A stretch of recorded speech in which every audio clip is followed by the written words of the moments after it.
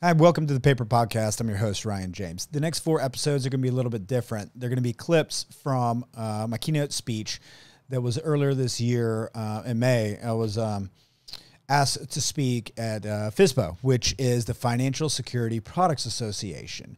Now, this association's been around for many years, and to me, these are the original fintechs. These are owners and operators that sell all the products and services to banks. A lot of the physical products like safes, the tubes, the equipment for drive-thrus, all of these things are interconnected between software and everything. To me, these are the OG servicers for banks. And so it was great, and it was an honor to speak at the event. Met a lot of wonderful people and existing vendors that I've had for years. So I got to see them on their own playground. I want to set up this first clip. Part of my talk was my background. A lot of you may know, but here's a little bit of the story how I got into banking and my first early years in banking.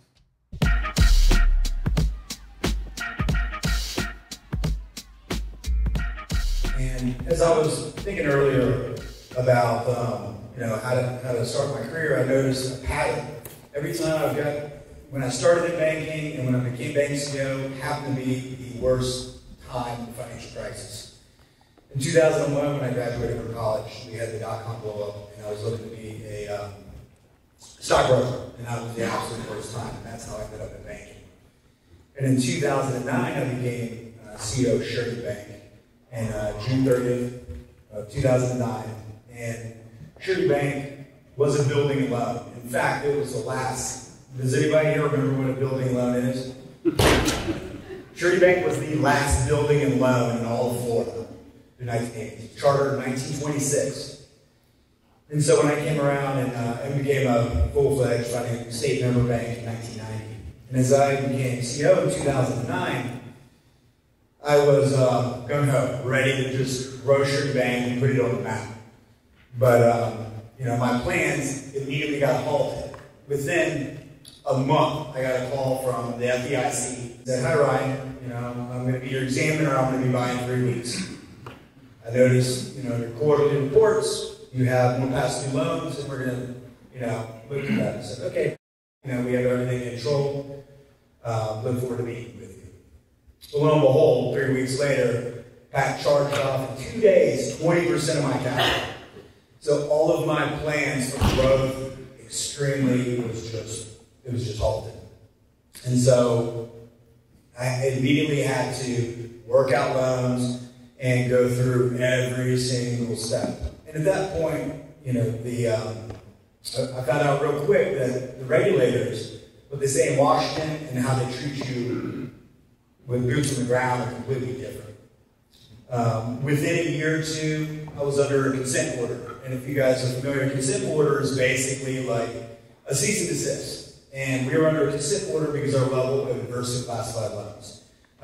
Primarily, we had commercial loans, and they were underwater. Any loan that you lent in the 2000s was going to be underwater in 2009. It just was. And we were very conservative, not lending more than 70% loan values. But values in Florida dropped 50, 60%. And so as we were working through that, I looked at Surety Bank and financials and noticed that we were really a one-trick pony.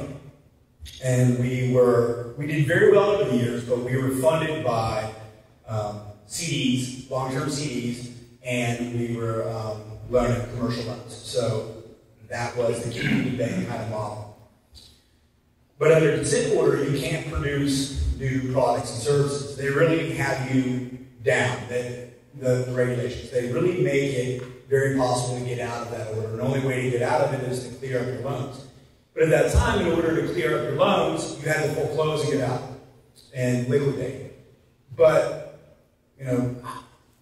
I've not been classically trained in banking, and when I would meet with my borrowers, I would say, they couldn't afford an 8% loan, but yet they could afford 5%. So why in the world would we foreclose, liquidate the property, and sell loss, and you have that loss forever? It just didn't make sense to me. So that's where the regulators were pushing. They were incentivizing us to foreclose and get out.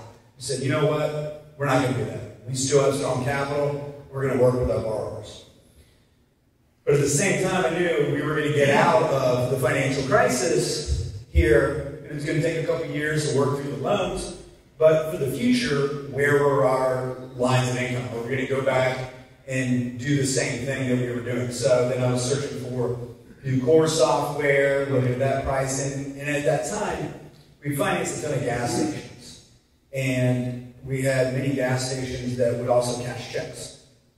And then I found after a while, their cousins would come to us, open up accounts, and the regulators would say, hey, you have a plan on the check cashing side. I said, well, what do you mean? They're licensed, we've known them for years. And then that's when BSA and Know Your Customer just kept on, coming down the pipe. So we leaned into it and saw that, wait a second, I can charge my customers, I can make money off of deposits, even though I don't loan it out because those are restricted loans. And then when the examiners were seeing what I was doing, they're like, well, you're under consent for us. Yes, I can't have a new product. And they said, well, you're expanding this. There's nothing about expansion. You said new product. You've been banking check cashers for the last 15 years. Now we're just expanding. So what I did was I leaned in compliance, learned more than what they did. The regulators, they publish manuals, how they're going to audit you. And, so instead of going to some of the associations, which I found a lot of knowledge out of, I just started reading the manuals and setting our policies and procedures and growing the check cashing division and keep growing it up. And because our compliance got so strong, now we have over 45 vaults throughout the nation. And to this day, last year, we processed $4 billion through our check cashing operation. And we're on a national level. We got 3 branches. And today, now, we were rated 9th overall by the Independent Community Bankers Association, top performing banks in 2023. S&P Market has the top 100 community banks in America. We're #1 in Florida profitability. And the first quarter numbers just came out today for 2023, and we're second return on assets. So I couldn't have done this at all without vendor support for people, tradesmen like you.